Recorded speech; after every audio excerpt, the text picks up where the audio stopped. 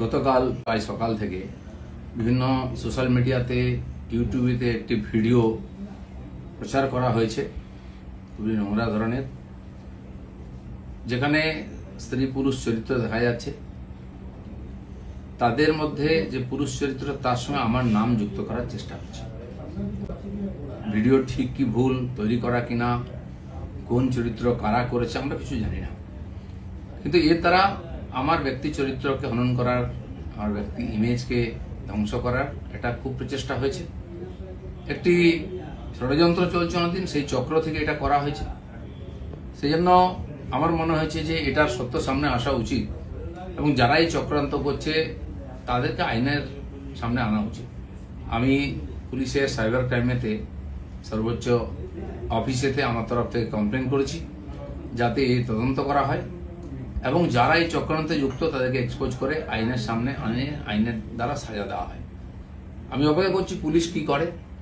আর রাজনীতি এটা নতুন নয়, এ ধরনের চক্রান্ত চলতেই থাকে। অনেক বড় বড় নেতাদের, বড় বড় মানুষদের বিরুদ্ধে এই ধরনের চক্রান্ত হয়। এটা হচ্ছে শেষ অস্ত্র প্রয়োগ করে তাকে শেষ করে। আমাদের পার্টি তো 5-6 বছর আগে বেশ কয়েকজন নেতার বিরুদ্ধে একজন মহিলাকে দিয়ে বলানো হয়েছিল।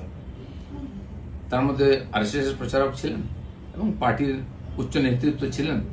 তিনি সোজা বলে দিলেন যে যে লোকেরা আমার সঙ্গে দেখা করেছে তারা আমাকে রেপ করেছে।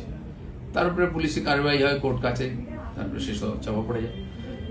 ইদানিং কালে সন্ন্যাসী প্রদীপ্ত মহারাজের ব্যাপারে এরকম হয়েছে, 12 বছর আগে কোনো মহিলা নাকি তার উপরে অত্যাচার করেছেন, তিনি এসে স্টেটমেন্ট দিয়ে দেন, সে নিয়ে বিরাট চর্চা হচ্ছে। এ ধরনের ঘটনা লাগাতার হয়। আমাদের পার্টির একজন বরিষ্ঠ নেতা আছেন মাননীয় সঞ্জয় যোশী, তার বিরুদ্ধে বিভিন্ন এই ধরনের ভিডিও সিডি করে সারা দেশে পাঠানো হয়েছিল। অনেক এটা নিয়ে আলোচনা হয়, পরে যখন ফরেন্সিক টেস্ট হয় দেখা গেল সেটা ফেক ছিল। সেই জন্য আমার ব্যক্তিগতভাবে যেহেতু আমাকেই আক্রমণ করা হবে, বদনাম করার চেষ্টা হচ্ছে, আমি পুলিশের কাছে, আইনের কাছে গেছি। আমি দেখতে চাই পুলিশ কি করে এই ধরনের চক্রান্তে, কারণ এর তো কারোর বিরুদ্ধে লড়াই করা সম্ভব নেই ভাবে। টাকা পয়সা দিয়ে চক্রান্ত করে যে কোনো মানুষকে যে কোনো সময় বদনাম করার চেষ্টা হচ্ছে। তো সেই চেষ্টার বিরুদ্ধে আইন আদালত একমাত্র আমাদের রাস্তা। আমি আইনের কাছে গেছি, লিখিতভাবে বিভিন্ন লিঙ্ককে সেখানে আমি পাঠিয়েছি যে যারা যারা এটা নিয়ে ইচ্ছাকৃতভাবে আমাকে বদনাম করার চেষ্টা করেছে তাদের বিরুদ্ধে ব্যবস্থা হোক। দাদা, এইটা কি রাজনীতি তো নোংরামি দিয়ে হয়, কিন্তু কত নোংরামি হবে, কত নিচে নামতে পারবে। পশ্চিমবাংলার রাজনীতিকে বারবার কলুষিত করার চেষ্টা হচ্ছে। আমরা যারা সাধারণ কর্মী হিসেবে সাধারণ মানুষের সঙ্গে থাকি, আমিও 40-42 বছর ধরে সামাজিক জীবনে কাজ করছি। আর্থিকভাবে আমাকে কেউ বদনাম করতে পারেনি। অন্যান্য অনেকবার কমপ্লেন আনা হয়েছে, আমি তার জবাব দিয়েছি। এই লড়াইটাও আমার ব্যক্তিগত লড়াই, আমি পার্টিকে মধ্যে ইনভলভ করিনি। এই লড়াইটা আমি লড়ছি।